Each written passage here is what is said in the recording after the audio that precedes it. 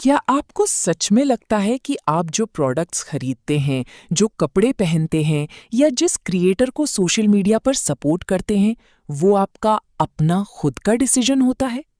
आपका जवाब होगा हाँ, लेकिन ह्यूमन साइकोलॉजी के मुताबिक आप बिल्कुल गलत हैं। आपके दिमाग को हर सेकंड, हर मिनट कंट्रोल किया जा रहा है और ये कंट्रोल कोई बड़े हैकर्स नहीं, बल्कि आपके फेवरेट सेलिब्रिटीज और सोशल मीडिया इन्फ्लुएंसर्स कर रहे हैं। वो कोई जादू नहीं करते, बल्कि वो यूज करते हैं सटल साइकोलॉजी और डार्क मैनिपुलेशन टैक्टिक्स के सीक्रेट नियम। उनका एक छोटा सा बॉडी जेस्चर, उनके बात करने का स्टाइल, यहाँ तक कि उनके वीडियो के बैकग्राउंड का कलर भी आपके सबकॉन्शियस माइंड यानी अवचेतन मन में एक ऐसा केमिकल रिएक्शन ट्रिगर करता है जो आपको उनका अंधभक्त यानी एक ब्लाइंड फॉलोअर बना देता है।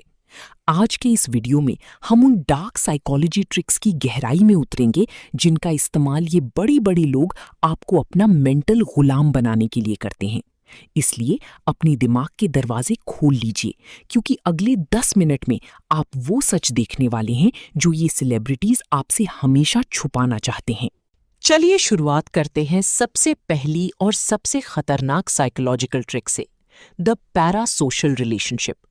जब आप किसी इन्फ्लुएंसर के वीडियो हर रोज देखते हैं तो आपके मन में ये फीलिंग आने लगती है कि आप उन्हें पर्सनल लेवल पर जानते हैं। वो आपसे वीडियो में कहते हैं, आप सब मेरी यूट्यूब फैमिली हो, मैं अपनी ऑडियंस से बहुत प्यार करता हूं। लेकिन असली सच क्या है? सच ये है कि वो आपको पर्सनली जानते तक नहीं। ये पूरी तरह से एक वन साइडेड यानी एक तरफा और नकली रिश्ता होता है। ह्यूमन ब्रेन की वायरिंग इस तरह से हुई है कि जब हम किसी का चेहरा बार बार स्क्रीन पर देखते हैं और उनकी पर्सनल लाइफ के बारे में जानते हैं, तो हमारा दिमाग उन्हें ऑटोमेटिकली अपना दोस्त या क्लोज वन मानने लगता है। इस साइकोलॉजिकल फिनोमिनन को कहते हैं mere exposure effect. Robert Zajonc 1968। The manipulation. ये इन्फ्लुएंसर्स जानबूझकर अपनी कोई इमोशनल कमजोरी या पर्सनल दुख आपके सामने दिखाते हैं, जैसे आज मैं बहुत अपसेट हूं या मेरा ब्रेकअप हो गया है। जब वो ऐसा करते हैं तो आपका दिमाग ऑक्सीटोसिन नाम का हार्मोन रिलीज करता है, जो ट्रस्ट और बॉन्डिंग का हार्मोन है। आपको भ्रम होता है कि आप एक दोस्त की मदद कर रही हैं, लेकिन असल में आप सिर्फ उनकी वीडियो की रीच और उनका बैंक बैलेंस बढ़ा रहे होती हैं। क्या आपने कभी सोचा है कि एक एक्टर जिसका काम सिर्फ फिल्मों में एक्टिंग करना है, वो आपको ये क्यों बता रहा है कि कौन सा सीमेंट सबसे मजबूत है या कौन सा फाइनेंशियल ऐप आपको रातों रात अमीर बना देगा? यहाँ काम करता है साइकोलॉजी का एक क्रूर नियम, जिसे कहते हैं the hello effect.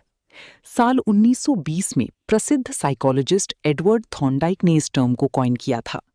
Hello effect का मतलब है कि अगर कोई इंसान दिखने में बहुत अट्रैक्टिव है या किसी एक फील्ड में बहुत सक्सेसफुल है, जैसे एक्टिंग या स्पोर्ट्स, तो हमारा दिमाग अपने आप ये मान लेता है कि वो इंसान जिंदगी के हर मामले में बुद्धिमान, समझदार और सही ही होगा।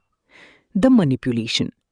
सेलिब्रिटीज इस ह्यूमन वीकनेस का पूरा फायदा उठाते हैं। जब कोई बड़ा स्टार किसी क्रिप्टो करेंसी या स्किन प्रोडक्ट को प्रमोट करता है, तो आपका लॉजिकल माइंड उस प्रोडक्ट की क्वालिटी चेक नहीं करता। आपका दिमाग उस स्टार की सफलता और स्टेटस से अंधा हो जाता है। इससे आपके अंदर ट्रिगर होता है अथॉरिटी बायस। स्टैनली मिलग्रम 1963। आप उन पर ब्लाइंड ट्रस्ट कर लेते हैं, क्योंकि आपका सबकॉन्शियस माइंड कहता है, अगर इतना बड़ा आदमी बोल रहा है तो सही ही होगा, चाहे आगे चलकर वो प्रोडक्ट आपकी पैसे या सेहत को कितना ही नुकसान क्यों ना पहुंचाए। इंसान मूल रूप से एक ट्राइबल प्राणी है, यानी हमें किसी ना किसी ग्रुप या कम्युनिटी का हिस्सा बनना बहुत पसंद है। डार्क साइकोलॉजी का नियम कहता है कि अगर आपको किसी ग्रुप को अपना पक्का वफादार बनाना है, तो उन्हें एक कॉमन एनिमी, एक साझा दुश्मन दे दीजिए। बड़े इन्फ्लुएंसर्स और सेलिब्रिटीज अक्सर अस वर्सेस देम, हम बनाम वो की मानसिकता का इस्तेमाल करते हैं। The manipulation. वो अपने फैंस को एक खास नाम दे देते हैं, जैसे किसी के फैंस खुद को अमुक आर्मी या फैंग गैंग कहते हैं। इसके बाद वो बहुत ही सटल तरीके से दूसरे क्रिएटर्स या उनके फैंस को टारगेट करते हैं। आपको ऐसा लगता है कि आप अपने पसंदीदा स्टार की रक्षा कर रहे हैं, आप इंटरनेट पर कमेंट वॉर्स लड़ रहे हैं, दूसरों को ट्रोल कर रहे हैं, लेकिन उनका असली मकसद सिर्फ आपका अटेंशन ग्रैब करना और अपनी इंगेजमेंट बढ़ाना होता है। इस प्रोसेस को साइकोलॉजी में सोशल आइडेंटिटी थ्योरी कहा जाता है। हेनरी टैजफिल 1979। आप उस ग्रुप से जितना ज्यादा जुड़ेंगे, उनके कंट्रोल में उतना ही गहरे धंसते चले जाएंगे। अब हम सबसे इंपॉर्टेंट सवाल पर आते हैं। इस पूरे माइंड कंट्रोल के खेल से आखिरकार प्रॉब्लम क्या है? अगर हम किसी सेलिब्रिटी को ब्लाइंडली फॉलो कर भी रहे हैं, तो इससे हमारा क्या नुकसान हो रहा है? दोस्तों, ये नुकसान छोटा मोटा नहीं, बल्कि बहुत गहरा और डेंजरस है। पहली problem, loss of critical thinking, सोचने की क्षमता खत्म होना। जब आप इन साइकोलॉजिकल ट्रिक्स के जाल में फंसते हैं, तो आपकी खुद की डिसीजन मेकिंग पावर और सही गलत को परखने का लॉजिक खत्म होने लगता है। आप उनके गलत और अनैतिक एक्शंस को भी सही ठहराने लगते हैं। दूसरी problem, unrealistic expectations and depression. ये सेलिब्रिटीज अपनी लाइफ का सिर्फ 1% परफेक्ट और चमक धमक वाला हिस्सा ही आपके सामने सोशल मीडिया पर पोस्ट करते हैं। आपका दिमाग उसे 100% सच मान लेता है। इससे जन्म लेता है FOMO, fear of missing out, और हीन भावना, इंफीरियोरिटी कॉम्प्लेक्स। आपको अपनी खुद की रियल लाइफ बहुत बोरिंग और बेकार लगने लगती है, जो धीरे धीरे एंजाइटी और डिप्रेशन का रूप ले लेती है। तीसरी प्रॉब्लम, फाइनेंशियल एक्सप्लॉयटेशन, आर्थिक शोषण। आप उन चीजों और सर्विसेज पर अपने माता पिता या खुद की मेहनत की कमाई खर्च करने लगते हैं जिनकी आपको कोई जरूरत नहीं है, सिर्फ इसलिए क्योंकि आपके डिजिटल भगवान ने उसे बेचने के लिए एक स्पॉन्सर्ड वीडियो बनाया है। तो क्या इस मेंटल गुलामी से बचने का कोई रास्ता है? क्या हम इन पावरफुल लोगों के इस माया जाल को तोड़ सकते हैं? जवाब है हाँ, और इसका रास्ता आपकी अपनी लॉजिकल माइंड से होकर ही जाता है। इन 3 गोल्डन रूल्स को हमेशा याद रखिए। 1. Practice critical detachment. सवाल पूछना शुरू करें। जब भी कोई इन्फ्लुएंसर किसी प्रोडक्ट को बहुत बढ़ा चढ़ाकर प्रमोट करे या कोई बड़ा बयान दे, तो 1 सेकंड के लिए रुकिए। अपने आप से पूछिए, क्या ये प्रोडक्ट सच में अच्छा है, या इस क्रिएटर को ये बोलने के लिए लाखों करोड़ों रुपए मिले हैं? उन्हें सिर्फ एक एंटरटेनर की तरह देखिए, किसी लाइफ गाइड या भगवान की तरह नहीं।